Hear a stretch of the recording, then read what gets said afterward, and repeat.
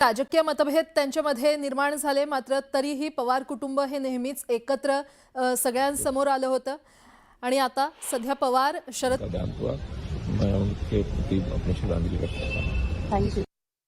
दृश्य सध्या आपण पाहतोय। एकीकडे शरद पवार बारामतीसाठी रवाना झालेले आहेत, तर दुसरीकडे रुग्णालयाच्या बाहेर कार्यकर्त्यांनी मोठ्या प्रमाणात गर्दी केली असल्याचं पाहायला मिळते। आपले दादा गेले, आपलं नेतृत्व गेलं आणि त्यामुळेच कार्यकर्ते रुग्णालयाच्या बाहेर गर्दी करतायत। शरद पवार हे देखील बारामतीसाठी रवाना झालेले आहेत। एक धडाडीचं नेतृत्व राज्याचं गेलेलं आहे आणि त्यामुळे प्रत्येक जण शोक व्यक्त करतंय। कुणालाही या बातमीवर विश्वास ठेवणं कठीण झालेलं आहे। सुनेत्राताई सुद्धा बारामतीकडे रवाना झालेले आहेत। खासदार सुप्रिया सुळे सुद्धा दिल्लीतून रवाना झालेले आहेत आणि आता शरद पवार यांची दृश्य सुद्धा आपण पाहिली, ते बारामतीकडे रवाना झालेले आहेत। त्यांच्याकरता सुद्धा अत्यंत धक्कादायक ही घटना। रोहित पवार आता आपल्याला दृश्यात दिसतायत। रोहित पवार हे रुग्णालयामध्ये पोहोचतायत। रोहित पवारांना सुद्धा अश्रू अनावर झालेले आहेत।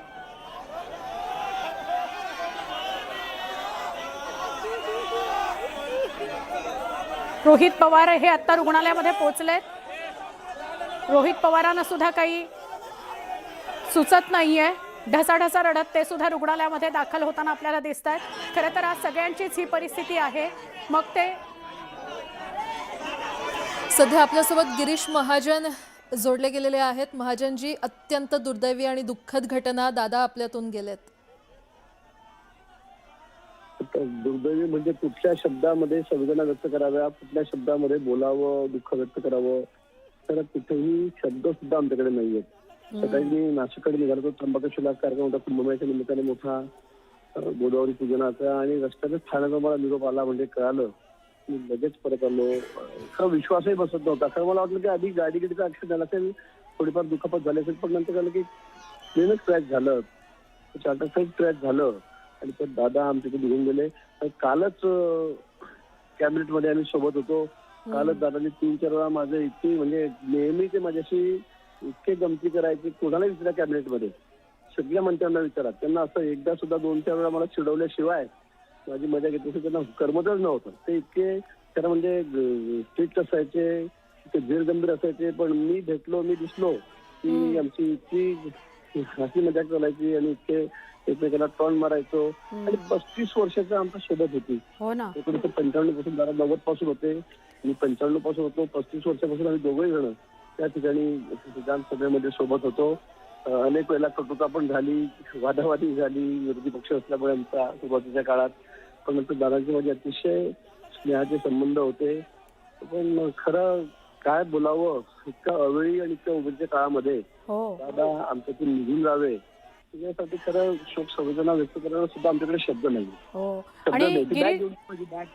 गिरीश सर, खरं तर बातमी आली तेव्हा विश्वासच बसत नव्हता की असं काही घडलं असेल, कारण इतके ऍक्टिव्ह होते ते। या मागच्या काही महिन्यांमध्ये निवडणुका जेव्हापासून सुरू आहेत वेगवेगळ्या, तेव्हापासून एक दिवस सुद्धा ते शांत दिसलेले नाहीत आणि सकाळी 5:30-6 पासून सुरुवात केली आहे त्यांनी कामाला। असं वाटतं की कोणीतरी आपल्याला झोपेतून उठवेल आणि मला असं वाटेल की स्वप्नच आहे की काय, मला अजूनही असा भास होतोय की हे स्वप्नच आहे की काय, अजून कोणीतरी आपल्याला उठवेल की काय झोपेमधून आणि मग आपण उठल्या वाईट स्वप्न पडलं, अशी परिस्थिती आजही आहे।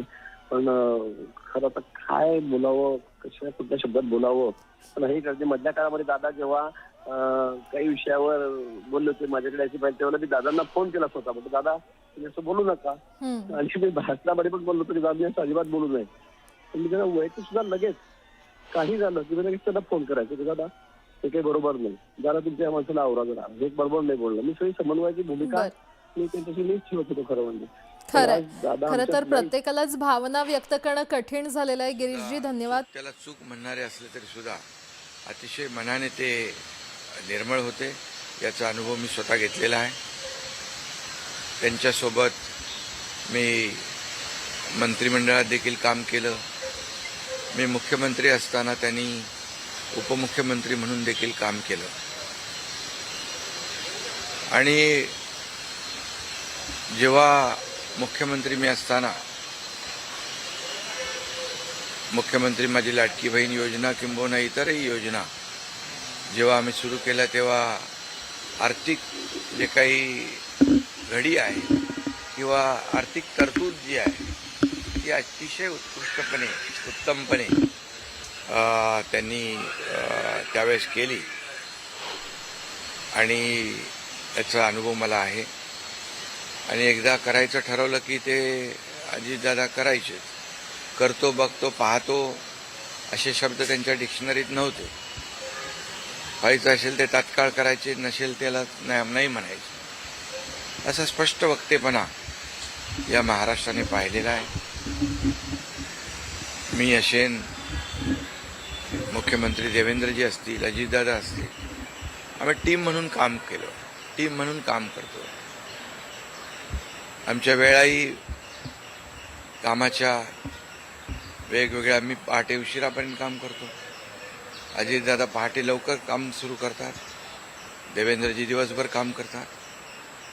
आणि अजितदादांनी 6-6 वाजता देखील अपॉइंटमेंट दिलेल्या अधिकाऱ्यांनी आणि लोकप्रतिनिधींनी पाहिलेल्या आहेत. अतिशय वेळेचं महत्त्व आणि वेळेचं भान ठेवणारा नेता हरपलेला आहे. खरं म्हणजे काल परवाच आमची एका कार्यक्रमामध्ये भेट झाली. सरन्यायाधीश आपले भारताचे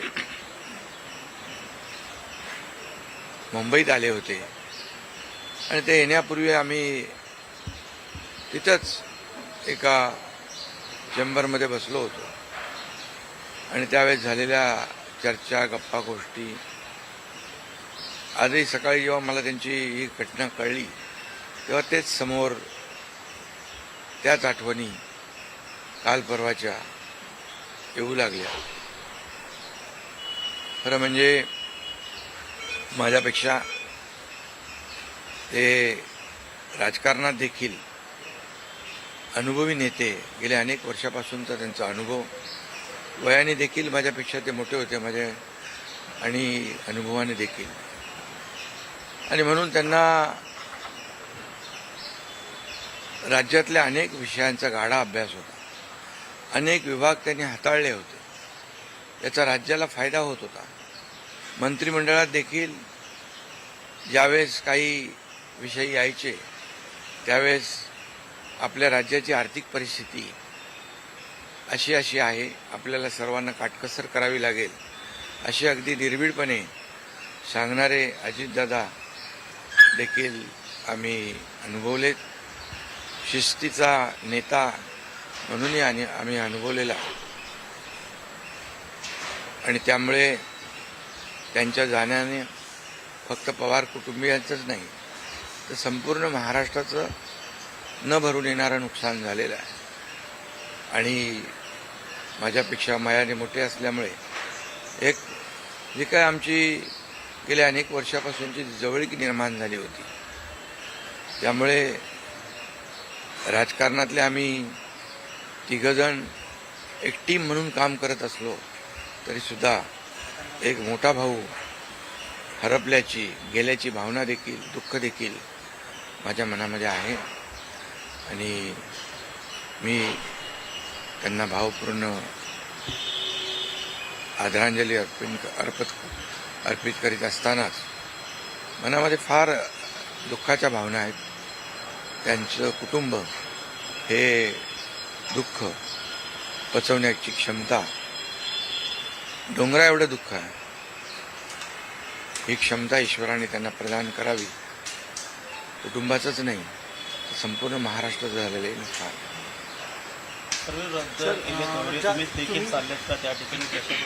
हा, मी आणि मुख्यमंत्री देखील आम्ही जातो आहे.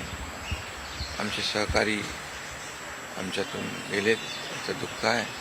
म्हणजे सभा होत्या त्याही आज आम्ही रद्द केलेल्या आहे. सर, एक विचार असं वाटतं की तुम्ही मला उल्लेख केला की 2 दिवसांपूर्वी त्यांच्या जवळपास 1-1.5 तास तुम्ही बसलेले होतात दोघंच, खूप गप्पा झाल्या त्या चेंबरमध्ये. असं काही एक त्यांच्या किंवा मंत्रिमंडळात देखील असताना अशी काही त्यांची इच्छा, एखादी योजना किंवा एखादं त्यांना करायचं होतं की तुमच्याशी त्यांनी शेअर केली, आपण हे करूया मिळून महाराष्ट्रासाठी, असं काही? नाही, आम्ही आतापर्यंत एकत्र जेव्हा तेही उपमुख्यमंत्री होते तेव्हा मी मंत्रिमंडळात होतो.